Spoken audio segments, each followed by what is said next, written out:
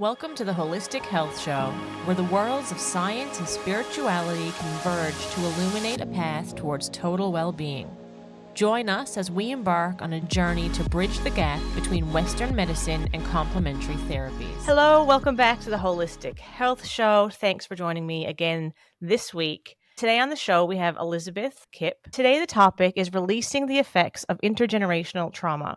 Now, Elizabeth, I'd love for you to tell us a little bit about yourself, why you do what you do, and jump right in. Well, thank you so much, Amy. It's my pleasure to be here. So I'm a stress management and historical trauma specialist, trauma trained and yoga-informed addiction recovery coach, and ancestral clearing practitioner. And that sounds like a lot of hats, but it's really all under stress management. The person who's in recovery, we all have an addiction to something. The way that we clear that stuff is to learn how to manage our stress. We all suffer from the effects of historical trauma and intergenerational trauma. I also do coaching around chronic pain. That's kind of interesting because people are like, oh, I have a sore back. Well, yes, and chronic pain is any pain that's felt 15 days out of 30 for 3 months or more. Any pain, physical, mental, emotional, spiritual, it doesn't matter. It all sends the same signal to the brain. It hurts. And so a broken bone and a broken heart, same signal, right? Same signal to the brain, it hurts. So that changes the brain, the way the brain perceives the world. And how does it do that? We get into a cycle of dysregulation, activation, kind of like we're under chronic stress and we don't have a chance to really rest. And the stress response gets out of balance. My business name is Elizabeth Kipp Stress Management. I bring in the trauma work and the historical trauma and the ancestral clearing as part of getting ourselves back to balance. We're becoming more aware, but stress, the impact it has on our physical, our spiritual, our mental health, we are getting better with that, but it's quite remarkable the long-term impact stress can have. So I'm really happy that you're doing this work. And I was hoping that you could clarify what is intergenerational trauma. And I know you're going to get into a little bit about why you're doing that work, but could you first tell myself and the listeners what exactly it is? Go into this a little bit of science, just a little bit of science so people can track it maybe a little bit more easily. A woman named Rachel Yehuda and her team have done just amazing, extraordinary work on looking at families, either people who experienced or their descendants, families that were in the Holocaust, that experienced the Holocaust versus people that didn't. And she found out that the descendants of people that had been in the Holocaust have different cortisol levels than people who have not had that experience. Now, for the listeners, cortisol is a stress hormone. It's a hormone that we release when we're stressed. As an example, when we get stressed, the body actually has what's called a stress response. And there's a whole physiology that behaviors and chemistry that happens in the body in order for us to meet the threat that's stressing us out in the first place. Cortisol is a part of that process. And cortisol levels go up when we are stressed. Now, I was in an experience last night where I got stressed. I live in Kansas, which is in the center of the United States, and we had a weather pattern that came in, and we had the tornado sirens went off, and we had a tornado that went about 2 miles from where I live. And when the tornado sirens go off in this part of the world, we actually go to shelter, right? And I've been in tornadoes before, so I'm an actual in them. So I have kind of my nervous system has a history with like that noise, right?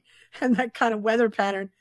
So I was much calmer than I have been in the past because I've done a lot of work to kind of clear the charge, but I still felt the effects of the stress, the way the body reacted. I was still stressful.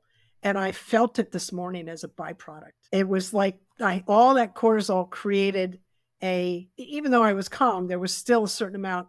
And I felt a little bit off this morning. I was just kind of tired, a little bit kind of dense in the body. And so it's kind of like a stress hangover, right? That's cortisol.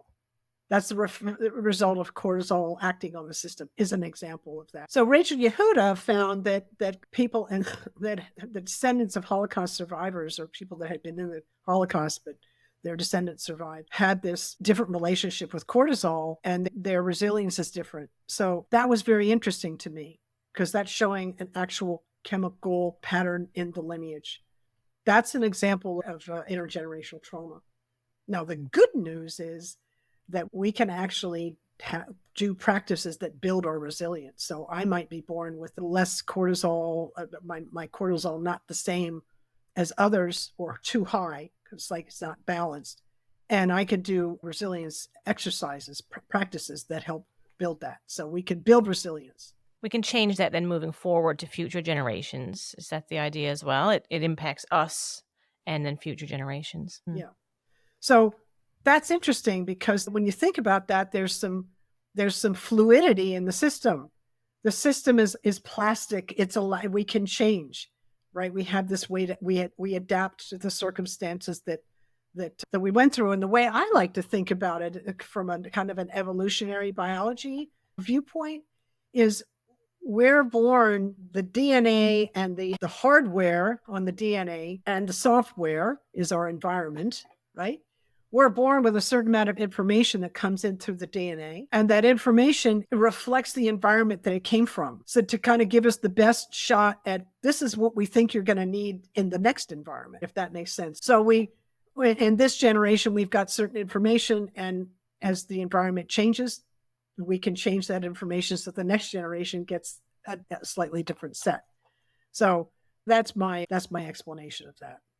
Thank you. I appreciate that explanation. Why did you jump into intergenerational trauma healing? I knew when I was about 4 years old, I had this awareness that I was in this family and I couldn't figure out what all this darkness was. I just could feel the weight and the energy of the family. And I'm just like, what? And nobody talked about it. So, I'm not going to talk about it because nobody else is talking about it. And I don't even know how to name it.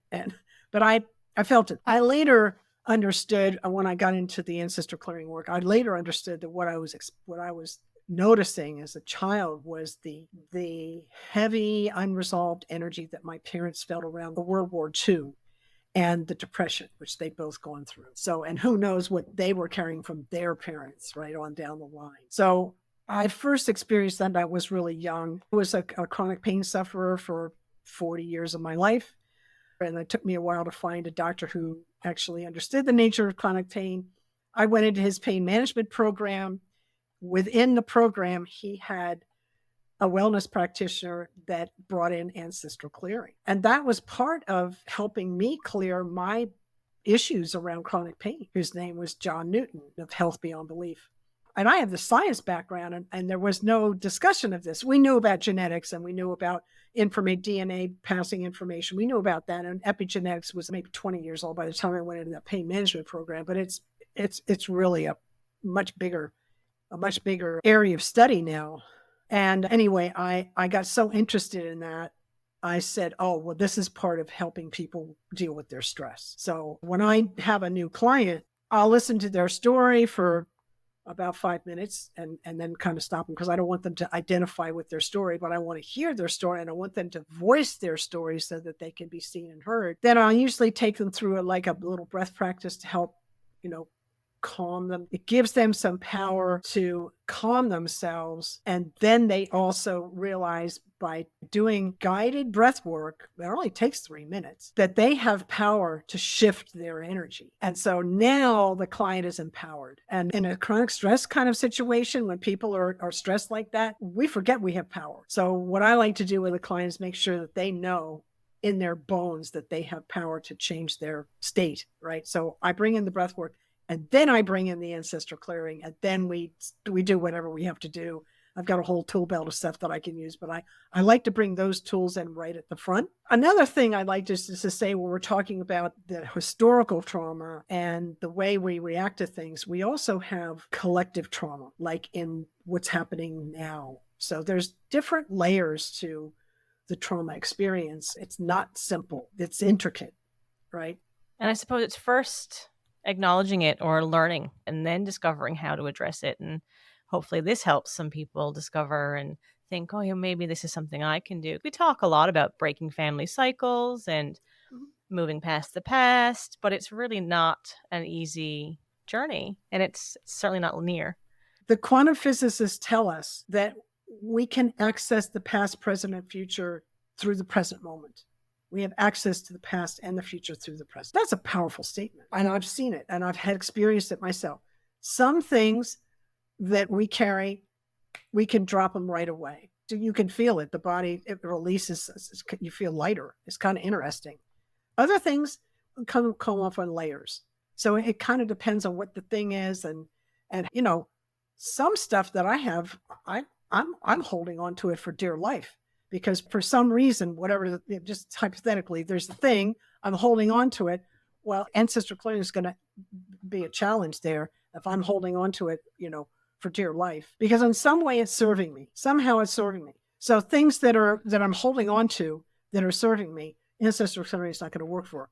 Ancestral clearing helps for helping us release the unnecessary. That's where it shines. We use the words forgive to mean offering up to Creator, right? Creator, source, God, whatever you want to call that energy, offering up that which no longer serves us. We use that word. We use the word forgive in the ancestral clearing process to mean that, offering up which no longer serves us. Sounds like a great release for anyone going through this sort of I don't know what you'd call it. What is it? Is it a therapy? Well, from a Western medicine point of view, they would classify it as an energy transfer modality. And it's complementary to all other healing modalities, which is kind of fun. We have doctors that are surgeons that do this work. There's a bunch of different ways we get at the burden, but the way I can share with you today is we do it in the form of a prayer. So we're asking source, the source of all that is, to help us release that which no longer serves us. And we do it with humility and gratitude. So you can imagine, so we have some surgeons who have taken the training for this, and they do the prayer silently over their patients while they're doing surgery, and they find that they get better faster. So that's interesting. I'd love them to do studies on that. So we don't make claims that ancestral clearing heals anything, but we're addressing the spiritual aspects of the issue. And you mentioned, we chatted a little bit just before we started the episode about walking through an ancestral prayer today. Is that something we could do now? I'd love to do that. Yeah. Wonderful. So whether it's live or whether you're listening to the broadcast, the clearing process works on the replay just as much in the live, again, because we're accessing the present moment and we can access the past and present through that. And everyone who's listening to this, if you could just sit quietly and notice sensation in the body. Like I can feel my sitting bones on the chair, and I can feel my feet on the floor, and I've got a little bit of tension in the left side of my upper back, just the left side of my spine into my neck. Maybe it's out of a scale of 0 to 10. I guess I'm sitting at about a 2.5. So notice whatever sensation level you're feeling from 0 to 10, and just let these words pass over you. Infinite Creator, all that you are, source of all that is, was, and ever will be. We ask humbly and gratefully that you please help everyone listening to this and all their relationships and all of their ancestors and all of their relationships throughout all space, time, dimension, realms, lives, lifetimes, and incarnations. For all the times you felt let down by life, by family members, by relationships, or by anyone representing the Creator. For any time you felt let down by the Creator in any name or form. For any time you turned your back on the Creator or felt the Creator turn his back on you. Please help you all forgive each other and forgive yourselves. Be at peace with one another and at peace with yourselves. Please and thank you. For all the times you weren't nurtured, loved, supported, and cherished. Please help all of you to forgive each other and forgive yourselves. For the times you didn't nurture, love, and support others in the ways they needed. For any time you were out of integrity with one another or another out of integrity with you. Please help all of you to forgive and release one another, forgive and release yourselves. For the highest good, please and thank you. For all war, battle, Holocaust, genocide, persecution, slavery, injustice of any kind, oppression, misuse of power, position, authority, politically, spiritually, medically, or in any other way. Please help everyone involved to forgive each other and forgive yourselves. Now and forever, please and thank you. For all hurts and wrongs, physical, mental, emotional, spiritual, sexual, financial, in thought, word, or action, all of you to another and another to all of you. Please help you all forgive each other, help you all forgive yourselves. Please and thank you. For all suicide, murder, rape, abortion, infidelity, miscarriage, infertility, all of it. Everyone involved directly or indirectly. For all that happened, all you made it mean, for any time anyone felt the energy of any of these in the womb. Please help you forgive each other, help you all forgive yourselves, please and thank you. For all empathic hurts and wrongs, the times you took on others' unresolved issues or shouldered their burdens. For all adversity, struggle, and hardship you experienced, especially as children. Please help you all forgive each other and forgive yourselves. Forgive all family members and all relationships. Please and thank you, Infinite Creator, all that you are. Please and thank you. For all the times you weren't shown or encouraged to stand up, speak up, and do things your way. For the times you didn't feel safe to say no when needed. And for any time others didn't heed your no when you said it. Please help them forgive your parents, your family members, your relationships. Help them all forgive you. Help you all forgive yourselves, please and thank you. For all hurts and wrongs, anything we could have inferred had it served the highest good, we infer it now. For all that happened and all you made it mean, everything that led up to and arose from hurts, wrong, limitation, burdens of any kind that not serving the highest good, we humbly and gratefully ask, please help everyone involved directly or indirectly to forgive your parents, grandparents, siblings, grandchildren, children. Help them all forgive you. Help you all forgive yourselves. Please and thank you. Help you forgive your lovers, spouses, lovers, parents, lovers. Help them all forgive you. Help you all forgive yourselves. Please and thank you. Your whole family and lineage. Help you forgive your cousins, aunts, uncles, step-in-laws, hidden, secret, foster, adopted, and all other significant people, beings, family members, relationships, role models, and authority figures. Help you all forgive each other and yourselves. Please help us all release all weight, pain, burden, death, debt, negativity of any kind. Spells, hexes, curses, psychic wounds thrown or received. White magic, black magic, real or imagined. Help everyone affected here directly or indirectly to experience the light in each other and themselves now and forever. Please and thank you. Please and thank you. Please and thank you. And just take a nice big breath in and let it out and notice how that feels. Big or small or different than when you started.